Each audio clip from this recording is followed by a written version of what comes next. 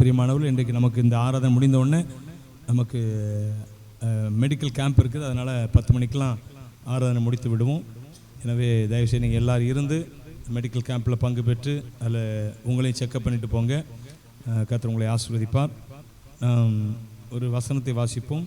சங்கீத புஸ்தகத்தில் 118 சங்கீதத்தில் 22வது வசனத்தை வாசிப்போம். சங்கீதம் 118, 22.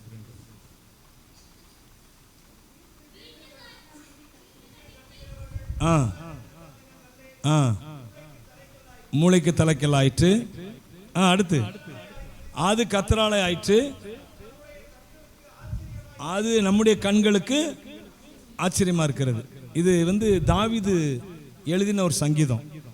அவர் தான் சொல்றார், வீடு கட்டுகிறவர்கள் ஆகாதென்று தள்ளின கல்லே மூளைக்கு தலைக்கல் ஆயிற்று, அது கர்த்தராலே ஆயிற்று. அப்போ முதல்ல ஒரு சில கர்த்தர் அவருக்கு செய்த ஒரு சில காரியங்களை பார்த்துட்டு நான் முக்கியமான ஒரு காரியங்களை உங்களோடு சொல்லுகிறேன். சங்கீதம் 118:5 கர்த்தர் தாவீதுடைய வாழ்க்கையில செஞ்ச ஒரு சில காரியங்களை அவரே சொல்றாரு. வாசிங்க. நெருக்கத்திலிருந்து அவரை நோக்கி கூப்பிட்டேன், கர்த்தர் என்னை கேட்டரில் என்னை விசாலத்தில் வைத்தார். அப்ப நெருக்கத்தில் இருந்திருக்கிறாரு தாவீது, சரியான ஒரு நெருக்கத்தில் இருந்திருக்கிறாரு. அவரை விசாலத்தில் வைத்திருக்கிறார் ஆண்டவர். எனவே இந்த காலவேளையில ஒருவேளை நீங்க எந்த நெருக்கடியோடு கூட இந்த காலவேளையில இந்த ஆராதனைக்கு வந்திருந்தாலும் சரி, தேவன் ஒரு நொடியில் உங்க நெருக்கத்தை மாற்ற முடியும். அல்லேலூயா. மாலையில் அழுகை, காலையில் களிப்பு தங்கும். அப்ப தேவனுடைய பிள்ளைகளுக்கு நெருக்கடி என்பது அது தேவனிடத்துல கிட்டி சேர்வதற்காக தேவன் கொடுக்கிற வாய்ப்பு தானே, வாய்ப்பு தானே என்று மற்றபடி வேற ஒன்றுமே இல்லை. அது நம்மை அழிப்பதற்கானது அல்ல. நெருக்கம், நமக்கு வருகிற நெருக்கடிகள் அது நம்மை அழிக்க முடியாது. அல்லேலூயா. கீழே போயிட்டாலும் சரி, தரையா போயிட்டாலும் சரி, நான் ஏற்கனவே சொல்லியிருக்கேன்ல, ஃபீனிக்ஸ் பறவை. அதுக்கு என்ன சொல்லியிருக்கேன் ஞாபகம் இருக்கா? ஃபீனிக்ஸ் பறவை நெருப்புல போட்டு அது சாம்பல் ஆயிட்டாலும் திரும்ப என்ன செய்யுமா? அப்படி ஒரு பறவை கிடையாது, அது ஒரு கற்பனை பறவை. இதனால ஒரு உதாரணத்துக்காக நான் உங்கள்கிட்ட சொல்றேன். அதை போன்றவர்கள் தேவனுடைய பிள்ளைகள். ஒருவேளை உலகத்துல வேற யாரும் அப்படி கிடையாது. ஆனால் நம்முடைய தேவன் நம்மோடு கூட இருக்கிறபடினாலே தேவன் எப்படிப்பட்ட நெருக்கடிகள் வந்தாலும் சரி, அதுல நாம் அழிந்து போவதற்கு அனுமதி கொடுக்கிற தேவன் அல்ல. ஹல்லேலூயா. நம்ம அழிந்து போக அனுமதி கொடுக்க மாட்டார் அவர் நம்மை அதன் மூலமாக திரும்ப எழுந்து நிற்க தான் உதவி செய்ய. அப்போ நெருக்கடி நேரத்துல இந்த தாவீது கர்த்தரை கூப்பிட்டாராம். கர்த்தர் அவனை கேட்டருளி கூப்பிட்டார். அவரை கூப்பிடுங்க, சோர்ந்து போகாம கூப்பிடுங்க. கர்த்தரை சோர்ந்து போகாம, கர்த்தரை தேடுகிறவர்களுக்கு பலன் உண்டு, ஜெபிக்கிறவர்களுக்கு பலன் உண்டு என்பதை மறந்து போகாதீங்க. ஒருவேளை பலன் இப்ப எனக்கு வராது போல இருக்கலாம், ஒரு வருஷங்கள் ஆகலாம், 2 வருஷங்கள் ஆகலாம். ஆனால் ஜெபித்த ஜெபத்துக்கு பலன் இல்லாமல் போகவே போகாது. நீங்க ஜெபித்துக்கிட்டே இருக்கிறீங்க, பலன் இல்லாமல் போகாது. தேவனுடைய பிள்ளைகளுக்கு, தேவனுடைய வழிநடத்தல் இருக்கிறவங்களுக்கு அது ஞாபகம் வச்சுக்கோங்க. சும்மா ஏதோ ஒன்று மாயை பற்றி கொண்டு, பைபிளில் யோனா தீர்க்கதரிசி புத்தகம் சொல்லப்பட்டிருக்கலாம், மாயை பற்றி கொள்ளுகிறவர்களுக்கு மாயை பற்றி கொள்ளுகிறவர்கள் தங்களுக்கு வருகிற கிருபையை போக்கடிக்கிறார்கள். அப்போ தேவனை பற்றி கொள்ள வேண்டும். தேவனை அதிகமாய் பற்றிக்கொள்ள மாம்ச எண்ணங்கள் அகலும். அடுத்து உங்களுக்குள்ள ஆவிக்குரிய சிந்தை வரும். அப்போ நீங்க கேட்கிற காரியங்கள் தேவனுக்கு உகந்ததாக, அல்லது தேவன் உங்களுக்கு கொடுக்கக்கூடிய, தேவனுக்கு உகந்தது தேவன் உங்களுக்கென்று உண்டு பண்ணி வைத்திருக்கிறார். சொல்லுங்க, எனக்கென்று உண்டு பண்ணி வைத்திருக்கிறார். அது எல்லாமே கர்த்தர் உங்களுக்கு தருவார். ஹல்லேலூயா. அப்போ தாவீது சொல்றார் பாருங்க, முதல்ல நெருக்கத்திலிருந்து எனக்கு என்னை கேட்டருளி என்னை விசால. அதுல ஒரு வார்த்தையை அவர் பூடகமா சொல்றாரு பாருங்க, என்னை கேட்டருளி அப்படிங்கிறார் பாருங்க. அவர் நான் ஜெபித்தேன் அப்படின்னு சொல்ல, அவர் என்ன சொல்றாரு? என்னை அவர் கேட்டருளினார். அப்படின்னு என்ன அர்த்தம்? இவர் என்ன செய்திருக்கிறாரு? கேட்டருளினா இவர் என்ன செஞ்சிருக்கிறாரு? கேட்டிருக்கிறார். ஹல்லேலூயா. நான் ஜெபித்தேன் அப்படின்னு சொல்லல, அவர் என்ன கேட்டருளி அப்படிங்கிறாரு, கேட்டருளினார் அப்படிங்கிறாரு. அப்படின்னு என்ன அர்த்தம்? நான் ஜெபித்தேன், மறைமுகமா சொல்றாரு, நான் ஜெபித்தேன், நெருக்கத்தில் இருந்தேன், என்னை கேட்டறினார், என் ஜெபத்துக்கு பதில் கொடுத்து என்னை விசாலத்தில் வைத்தார். அப்போ முதல்ல தாவீதுக்கு இருந்த ஒரு காரியம் என்னன்னு கேட்டீங்கன்னா, ஏன் அவர் சொல்றாரு என்னை, நான் அந்த வசனம் திரும்ப வாசிங்க. நான் முதல்ல வாசிச்சோம், சங்கீதம் 118:22. ஆகாதென்று தள்ளின கல்லே அது கர்த்தராலே ஆயிற்று. நம்முடைய கண்களுக்கு ஆச்சரியம். அப்ப ஏன் அவரு அதை சொல்றான்னு கேட்டீங்கன்னா, அது மனுஷருடைய கண்களுக்கு ஆச்சரியமா இருக்கலாம், ஆனால் என் தேவன் எனக்காய் அற்புதம் செய்கிறவர். ஹல்லேலூயா. நெருக்கத்திலிருந்து என்னை விசாலத்துக்கு கொண்டு வந்தார். அடுத்தவர் சொல்றார் பாருங்க, 118:7 வாசிங்க. எனக்கு அனுகூலம் பண்ணுகிறவர் நடுவில்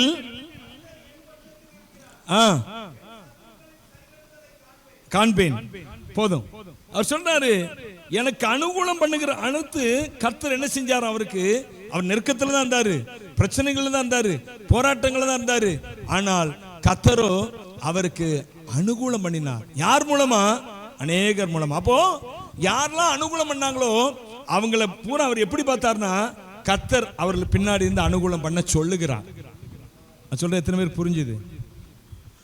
புரிஞ்சுதா? அவர் சொல்றார், எனக்கு அனுகூலம் பண்ணுகிறவர்கள் நடுவில் கர்த்தர் இருக்கிறார். ஹல்லேலூயா. எத்தனை பேர் எனக்கு உதவி செஞ்சாலும் சரி, அவங்க நிரந்தரமான உதவி இல்லை. நல்லா ஞாபகம் வச்சுக்கோங்க. எப்பவுமே ஒரு ஆள் உதவி செஞ்சிட்டாங்கிறக்காக அவரே நாம பார்த்து கொண்டிருப்போம் என்றால் கடைசியில் ஏமாந்து போயிடுவோம். அவன் கல்நெஞ்சக்காரன் ஆயிடுவான். ஒரு நேரத்துல அவன் இலகுன மனசுக்காரனா இருந்திருப்பான்.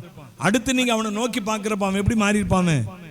கல்நெஞ்சக்காரனா இருப்பான். நீங்க சோர்ந்து போயிருவீங்க. ஐயோ, இவராவது ஹெல்ப் பண்ணவர் நினைச்ச, இவரும் அப்பெல்லாம் செஞ்சாரு, இப்போ செய்யலையே.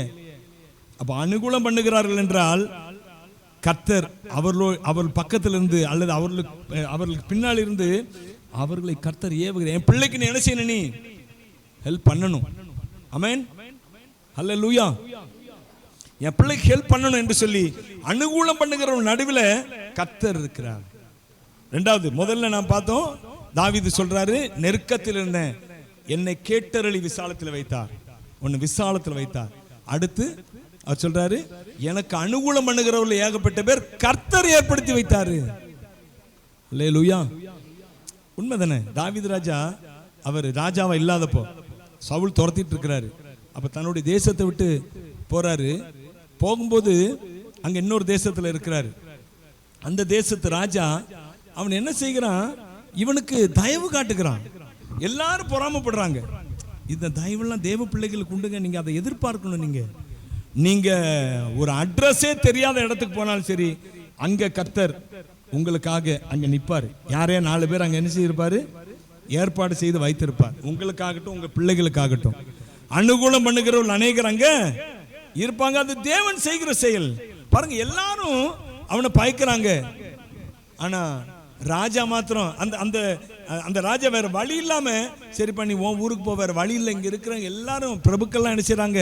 உனக்கு எதிர்த்து நிற்கிறாங்க. நீ ஊருக்கு போன்னு சொல்லி, உன்னுடைய நாட்டுக்கு போன்னு சொல்லி அனுப்பிச்சு விடுறப்பதான் அவர் இந்த 34 சங்கீதத்தை பாடுறாரு. 34 சங்கீதம் என்ன சங்கீதம்? வாசிங்க, அதை முதல்ல இருந்து வாசிங்க. முதல்ல அதுக்கு முன்னாடி வாசிங்க. தாவீது வேஷம் மாறின போது அவனால் துரத்தி விடப்படுகையில் பாடின, அவன் துரத்தி விடுகிறான். அந்த சமயத்தில் இந்த சங்கீதத்தை பாடுகிறார். அப்போ இவர் எங்க போனாலும் சரி, இவருக்கு அனுகூலம் பண்ணுகிற ஒரு மனுஷனை அல்லது ஒரு சில மனிதர்களை வைத்திருந்தார். எனவே நம்புங்க, உங்க வாழ்க்கையில எப்படிப்பட்ட நெருக்கடிகள், எப்படிப்பட்ட போராட்டங்கள் வந்தாலும் உங்களுக்காக அனுகூலம் பண்ணுகிற ஒருத்தரை அவர் நடுவில் உங்களுக்கு வைத்திருப்பாரு. எங்க இருந்தாவது ஆண்டவர் அனுப்புவார் உங்களுக்கு அனுகூலம் பண்ணுகிறவர்களை. ஹல்லேலூயா. கையை வைத்து சொல்லுங்க, ஹல்லேலூயா. ஆண்டவர் அனுப்புவாருங்க. நாம இந்த சாட்சியை நான் உங்களுக்கு சொல்லியிருப்பேன். சர்ச்சி கட்டுறப்போ கட்டி முடிச்சாச்சு. ஃப்ளோரிங் போடணும். ஃப்ளோரிங் போடுற சமயத்தில் ரூபாய் இல்லை. அது கிட்டத்தட்ட 1.5 லட்சம் ரூபாய் தேவை. அந்த சமயத்தில் ஒருத்தர் எங்க இருந்தோ வந்து, நமக்கு தெரியும், ரொம்ப நாள் தரையில சும்மா மண் தரையில் உட்காந்து ஜோமெண்ட், அப்படிதானே? சபை மக்கள் எல்லாருக்குமே தெரியும். எனக்கெல்லாம் உண்மையாவே அதுல இருந்தா நான் அந்த ஒயிட் பேண்ட் போடுறதை நிப்பாட்டினேன். முன்னாடி ஒயிட் வீட்டில் தான் வருவேன்.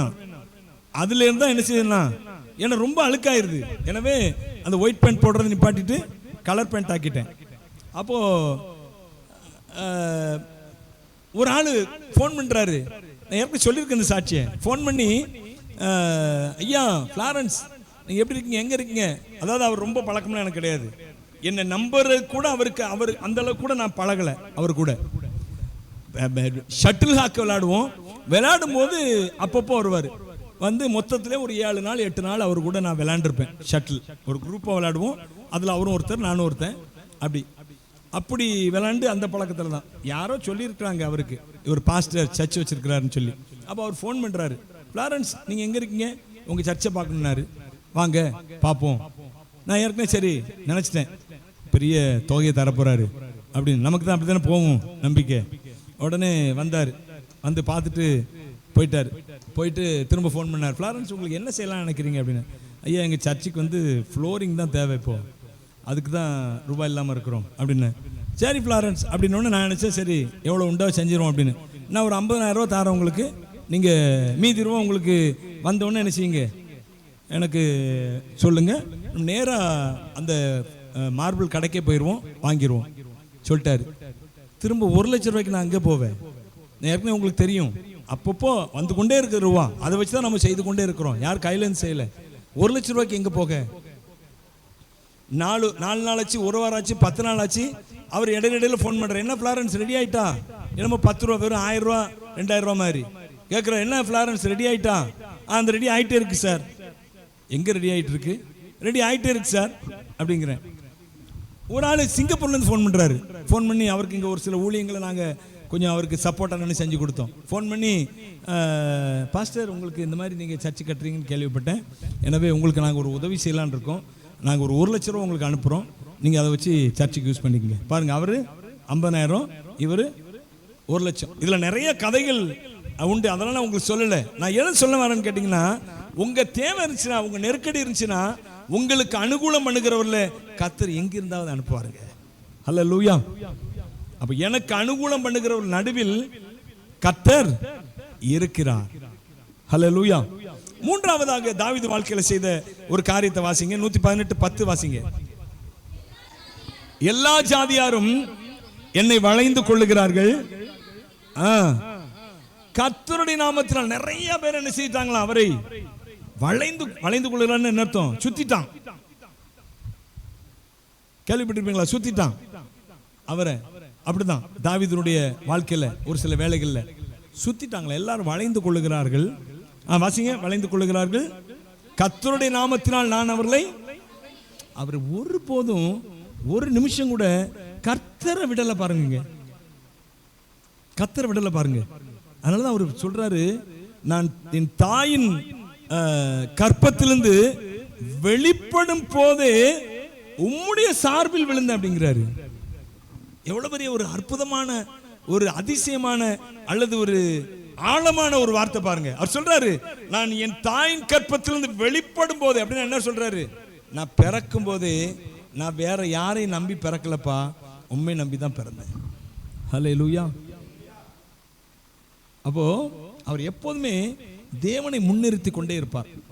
அப்படியே தாவீது ராஜா அப்படி ஒரு. அப்போ எத்தனை பேர் ஜாதிகள் அப்படின்னு சொல்லும்போது நான் உங்களுக்கு என்ன சொல்லியிருக்கேன், ஜாதினா தேசங்கள்னு சொல்லியிருக்கிறேன். அப்படி பெரிய பெரிய கூட்டங்கள் அவரை அழிக்க முடியாது வளைந்து கொண்டார்கள். ஆனாலும் அவர் சொல்லுகிறாரு, நான் சங்கரிப்பேன். ஹல்லேலூயா. சரி, இன்னொரு வசனத்தை கூட வாசிங்க. 118:3 வாசிங்க. இல்ல 118:13 நினைக்கிறேன், வாசிங்க. நான் விழும்படி நீ என்னை தள்ளினாய், கர்த்தரோ எனக்கு உதவி செய்தார். அப்போ இதை நான் பார்க்கிறோம், இந்த வார்த்தை நான் விழும்படி நீ என்னை தள்ளினாய் அப்படின்னா யாரோ ஒரு எதிரி அவர் என்ன செய்கிறாரு, கீழே விழும்படி தள்ளுகிறார் அப்படின்னு பார்க்கிறோம். ஆனா ஆக்சுவலா இந்த சங்கீதம் இது எழுதப்பட்ட காலம் அல்லது நேரம் என்னவென்று நாம் பார்ப்போம் என்றால், நான் அதை ஒரு இதில் பார்த்தேன். நான் அது சொல்லப்பட்டிருக்கு. இந்த சங்கீதம் எப்போ எழுதுகிறார், அவர் எப்போ பாடுகிறார், எழுதுறாரு இல்லை, அவர் என்ன செய்கிறார், அதெல்லாம் எழுதி வச்சு இல்லை சொல்றது இல்லை, அந்த சமயத்தில் வர்றது தான் கர்த்தரை துதிக்கிற துதிப்பாட்டு. எந்த சந்தர்ப்பத்தில் அவர் பாடினார்னா இந்த சங்கீதத்தை, அதுக்கு ஒரு கதையை சொல்ல வேண்டியிருக்கு. என்னன்னா, தாவீதுனுடைய பிறப்பு. தாவீதுனுடைய தகப்பன் யாரு? தாவீதுனுடைய தகப்பன் ஈசாய். ஈசாய் யாருடைய பிள்ளை? ஈசாய் ஆபிரகாமுடைய பிள்ளையா? ஈசாய் ஈசாக்கு இல்ல, யாரு? ஓபேத்தினுடைய தாவீதினுடைய தகப்பன் யாரு? ஈசாய். ஈசாயினுடைய தகப்பன் யாரு? ஓபேத்தினுடைய தகப்பன் யாரு? போவாஸ். போவாஸுடைய மனைவி யாரு? இப்ப இந்த தாவீதினுடைய தகப்பன் பாருங்க, அவரு மிகப்பெரிய ஆளாம். இஸ்ரவேல் தேசத்துல அந்த பெத்லெகேம் ஊர்ல மிகப்பெரிய ஆளு. இஸ்ரவேல் தேசத்திலே அவர் நோன் ஃபிகர்னா எல்லாரும் அறிந்த ஒரு மனுஷனா. இவரை குறித்து நம்ம சாதாரண நினைச்சிட்டு இருந்திருக்கோம். ஆனா ஒரு மிகப்பெரிய ஒரு நோன் ஃபிகர் அவரு. அப்போ இது வந்து சரித்திரத்துல, அதாவது பைபிள் இது ரொம்ப மிக மிக முக்கியமான, கரெக்டா எல்லா ஆதாரங்களையும் வைத்து இதெல்லாம் நம்ப தகுந்த காரியங்கள் என்று சொல்லி உருவாக்கப்பட்டதல்ல, சேர்க்கப்பட்டது இந்த பைபிள். இதுக்கு அடுத்து ஒரு சில புக்ஸ் உண்டு. என்னன்னு கேட்டிங்கன்னா அது என்ன ஆகமங்கள்? தள்ளுபடி ஆகமங்கள் அப்படின்னு சொல்லி, என்ன அப்போகிரிப்டாவை நம்ம சொல்லுவாங்க. அதை தள்ளுபடி ஆகமங்கள் சொல்லி ஒரு சில, அதில் வந்து நம்ப தகுந்த காரியங்கள் இல்லை, அதனால அதை வந்து தள்ளுபடி பண்ணிட்டாங்க. இந்த பைபிளை கேனனைஸ் பண்ணவங்க தள்ளுபடி பண்ணிட்டாங்க. இது ரெண்டுக்கு இடையில ஒரு சில புஸ்தகங்கள் இருக்கு. என்னன்னு கேட்டிங்கன்னா, நீங்க படிச்சிருக்கலாம். யாசேரின் புஸ்தகம் படிச்சிருக்கீங்களா? காத்து எழுதிய பிரபந்தம். நீங்க அதுக்குள்ள ஒரு வசனத்தை மாத்திரம் வாசிங்களேன். 2 சாமுவேல் புஸ்தகம் 1:18. 2 சாமுவேல் 1:18.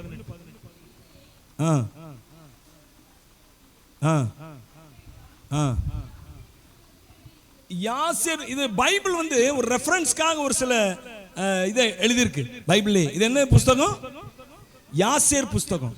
இந்த யாசேர் புஸ்தகத்தில் எழுதப்பட்ட ஒரு சின்ன சரித்திரத்தை தான் நான் உங்களுக்கு சொல்றேன். இந்த தாவீதினுடைய சரித்திரத்தை நாம் இதுவரை நினைத்து கொண்டிருந்த தாவீது வேற, ஆனால் அந்த சரித்திரம், ஏன்னா இதெல்லாம் நம்ப தகுந்தது. இது யூத பாரம்பரியத்திலிருந்து எழுதப்பட்டது. அதுல இருந்தே பைபிள்ல ஒரு சில காரியங்களை எடுத்து எழுதியிருக்கிறாங்க. அதனால தான் சொல்றேன். இந்த யாசேர் புஸ்தகம், காத்தின் பிரபந்தம், நாத்தானின் பிரபந்தம் அப்படிலாம் நம்ம பைபிளை வாசிக்கலாம். நிறையா அப்படிலாம் இருக்குது. வாசிருக்கீங்களா? வாசிருப்போம் கண்டிப்பா. நல்லா வாசிச்சவங்களுக்கு தெரியும் இதெல்லாம். அப்ப இப்படி ஒரு புஸ்தகம் தான் யாசேர் புஸ்தகம். இந்த யாசேர் புஸ்தகத்தை ரெஃபரன்ஸ் கொடுத்துருக்காங்க பைபிள்லயே. நம்ம இப்ப பார்த்தோம் 2 சாமுவேல் புஸ்தகத்துல 1:18. அதுல எழுதப்பட்ட ஒரு சம்பவம் தான் இந்த சம்பவம். அதாவது இந்த ஈசாய் அவன் வந்து ஒரு எல்லாருக்கும் தெரிந்த ஒரு ஃபேமஸான அல்லது ஒரு தலைவனாய் இருக்கக்கூடிய ஒரு தகுதியுள்ள ஒரு மனுஷனா இருந்தான் ஈசாய். அப்போ அப்படிப்பட்ட அந்த நாட்கள்ல இவன் வந்து சனகரிப் சங்கம்னா தெரியும், யூதர்களுக்கான ஒரு ஆலோசனை சங்கம். அந்த சனகரிப் சங்கத்துல தான் இயேசு கிறிஸ்து என்ன செய்தார்? நிறுத்தப்பட்டார். எதுக்காக? நியாய தீர்ப்புக்காக நிறுத்தப்பட்டார். அந்த சங்கம் முன்னாடி இருந்தே அது இருக்குது.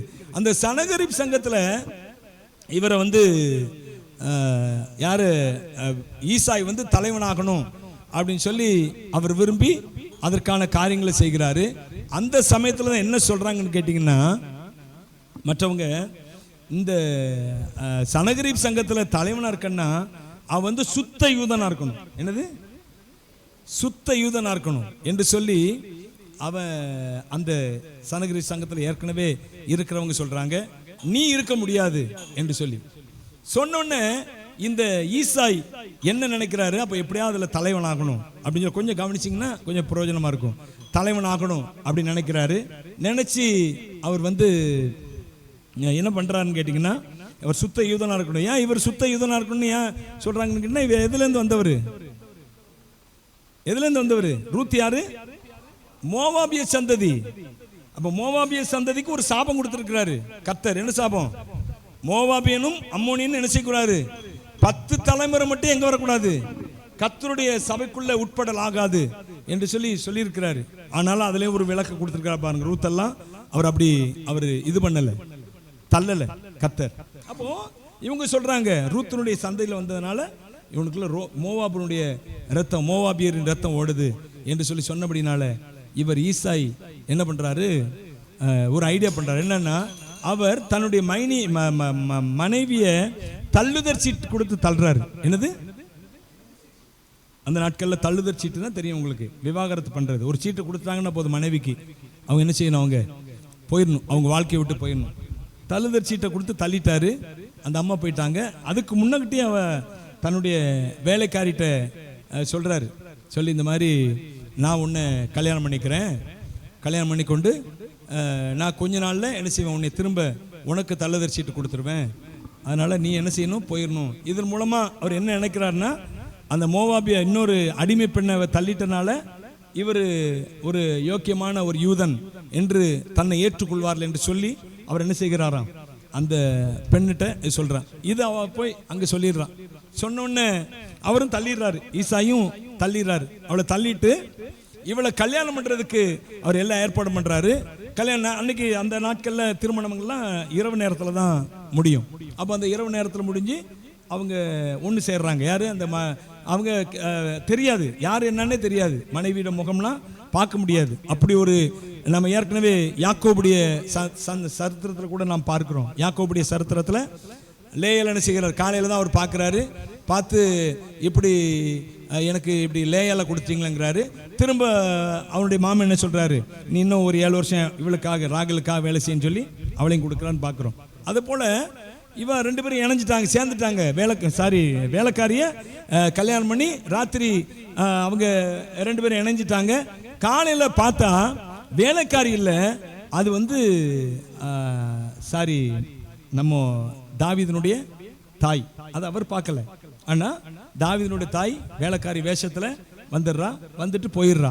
போயிட்டு நாள் கழியுது. நாள் கழிஞ்ச உடனே இவள் கர்ப்பமாயிடுறா. யாரு? நம்ம தாவீதினுடைய தாய். அந்த கர்ப்பத்தில் உதித்தவர் தான் இந்த தாவீது.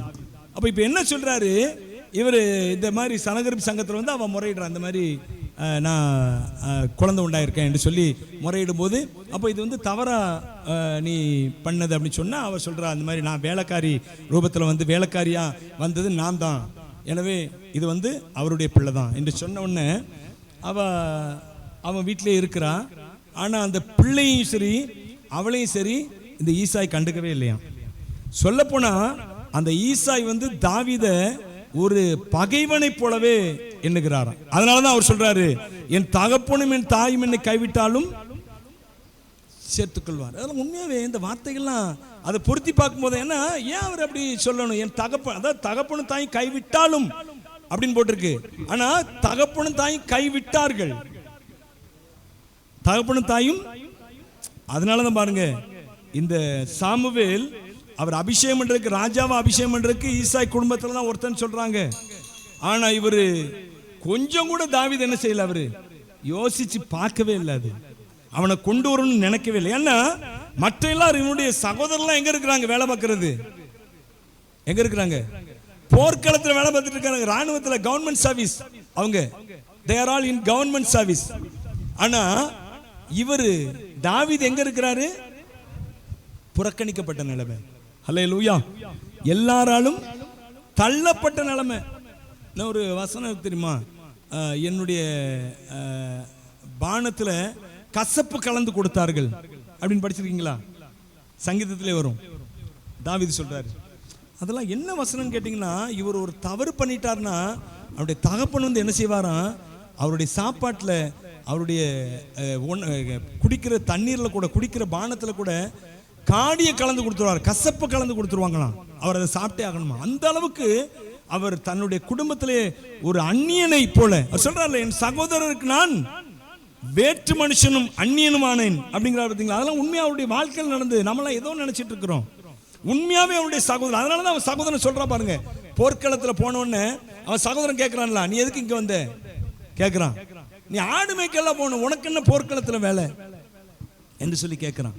இப்படியாக தாவீது ஒரு மோசமான சூழ்நிலையில அவர் வாழ்ந்து கொண்டிருக்கிறார். எல்லாரும் புறக்கணிக்கப்பட்ட ஒரு சூழ்நிலை. குறிப்பாக தன்னுடைய தகப்பன் அவனை ஒரு பகைஞனை போல. இந்த வார்த்தை வாசிச்சோம் பார்த்தீங்களா? வாசிங்க 118:13.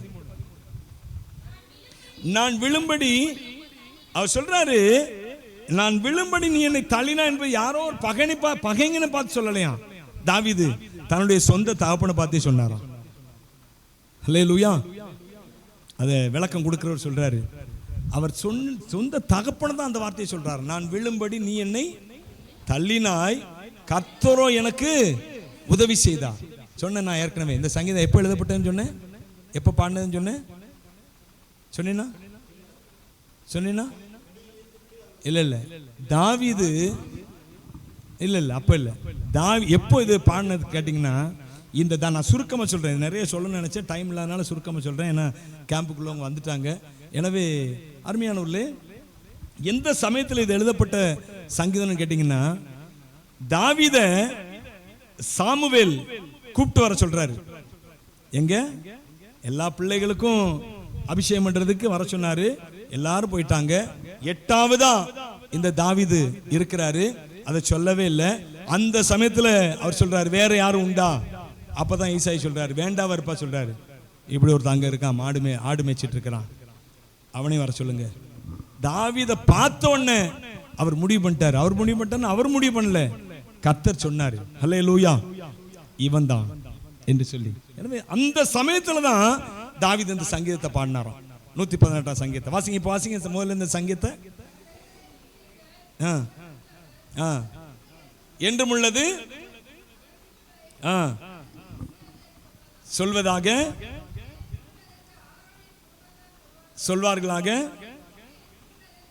அவர் கிருபை கிருபை கிருபை கிருபை. ஏன்னா கிருபை தானே. ஆடு மேய்த்து கொண்டிருந்த தாவீதை, ஆடுகளுக்கு பின்னாக சென்று கொண்டிருந்த தாவீதை தன்னுடைய ஜனமாகி இஸ்ரவேலை மேய்ப்பதற்காக கர்த்தர் அழைத்து வந்தாராம். இன்னொரு சங்கீதத்தில் சொல்லப்பட்டிருக்கிறது, ஆடு மேய்த்து கொண்டிருந்த தாவீதை என்ன செய்கிறார்? கர்த்தர் அழைத்து கொண்டு வந்தார். தன்னுடைய ஜனமாக இஸ்ரவேலை மேய்ப்பதற்காக அழைத்து கொண்டு வந்தாராம். அந்த சமயத்துல தான் அந்த சாமுவேல் அவர் அபிஷேகம் பண்ணுவதற்காக வர சொல்லி அவர் வாரார் பார்த்தீங்களா? அவர் அபிஷேகம் பண்ற சமயத்துல தான் பாடின சங்கீதமா இந்த சங்கீதம். அப்ப எல்லாராலையும் புறக்கணிக்கப்பட்டு, அவமதிக்கப்பட்டு, கசப்பாய் பார்க்கப்பட்டு, ஒரு பிள்ளையை போல அல்ல. ஏன்னா இவன் வெறுப்பா பிறந்த பிள்ளை, ஒரு பிள்ளையை போல அல்ல. அவன் ஒரு அடிமையிலும் கேவலமாக நடத்தப்பட்ட தாவீதை தான் கர்த்தர் தெரிந்து கொண்டாருங்க. அல்லேலூயா. எனக்கு அருமையானவர்களே, ஒருவேளை இந்த நாட்களில் நீங்கள் ஆகாதவர்கள் என்று தள்ளப்பட்டிருக்கலாங்க. ஆனா கர்த்தர் உங்களை தள்ளவில்லை. ஆகாதவர்கள் என்று புறக்கணிக்கப்பட்டிருக்கலாம், ஆனா கர்த்தர் உங்களை புறக்கணிக்கல. கர்த்தர் உங்க மேலதான் ஒரு விசேஷித்த அபிஷேகத்தை வச்சிருக்கா. கை தட்டி ஆண்டவரை ஸ்தோத்திரம் பண்ணுங்க. ஹல்லேலூயா. உங்களை ஆண்டவர் தள்ளல, உங்க மேல கர்த்தர். நல்லா தெரிஞ்சுக்குங்க. நீங்க ஏன் மனுஷங்கள்லாம் தள்ளுறாங்கன்னா, ஏன் மனுஷங்கள்லாம் ஒரு ஓரம் உங்களை தள்ளி கொண்டு போய் நிறுத்துறாங்க அப்படின்னா, நீங்க அந்த ஓரத்துல தான் கர்த்தர் இருக்கிறாரு. அவர் மேல நீங்க சாய்ந்து கொள்ள முடியாக. ஹல்லேலூயா. அவரையே முற்றிலும் சார்ந்து கொள்ளும்படியாக தாவீது சொன்ன போற, என் தகப்பனும் என் தாயும் என்னை கைவிட்டாலும் கர்த்தர் என்னை சேர்த்துக் கொள்வார். அவர் என் ஆகாரத்தில் கசப்பு கலந்து கொடுத்தார்கள் சொந்த வீட்டார். என் சகோதரரும் என்னை அந்நிய மனுஷனாய் பார்த்தார்கள், வேற்று மனுஷனாய் பார்த்தார்கள், சொந்த சகோதரர்கள். ஆனால் தாவீதின் கொம்பு நிமிர்ந்து நின்றது. அல்லேலூயா. அவர் அதே சங்கீதத்தில் கடைசியா சொல்றார் பாருங்க. நான் இதோட முடிக்கிறேன்.